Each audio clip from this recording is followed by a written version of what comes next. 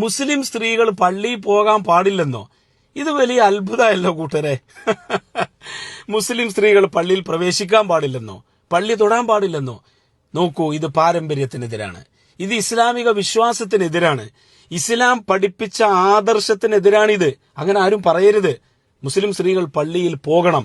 നോക്കൂ നിങ്ങൾ, ഏറ്റവും മഹത്വമുള്ള പുണ്യമുള്ള ഒരു പള്ളിയാണ് മക്കയിലെ മസ്ജിദുൽ ഹറാം. ആ പള്ളിയിൽ ഹജ്ജിനും ഉംറക്കും പോകുന്നവര് നിർബന്ധമായിട്ടും തവാഫിനും സഅയിനും ആ പള്ളിയിൽ പ്രവേശിക്കണ്ടേ? ഏറ്റവും മഹത്വമുള്ള പള്ളിയാണത്.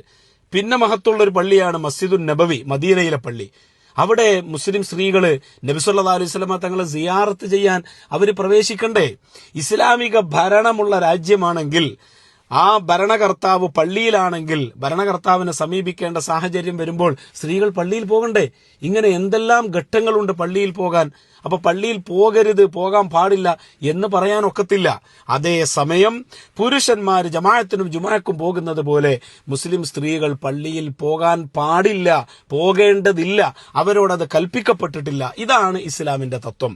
ഇമാം ഹാക്കിം റളിയല്ലാഹു അൻഹു അവിടുത്തെ മുസ്തദറക്കിൽ റിപ്പോർട്ട് ചെയ്യുന്ന ഹദീസിന്റെ അവസാന ഭാഗത്തിൽ നമുക്ക് ഇങ്ങനെ വായിക്കാം: വബയൂതുഹുന്ന ഖൈറുൽ ലഹുന്ന, സ്ത്രീകൾക്ക് നിസ്കരിക്കാൻ ഉത്തമം അവരുടെ വീടാണ് എന്ന് നബി സല്ലല്ലാഹു അലൈഹി വസല്ലം.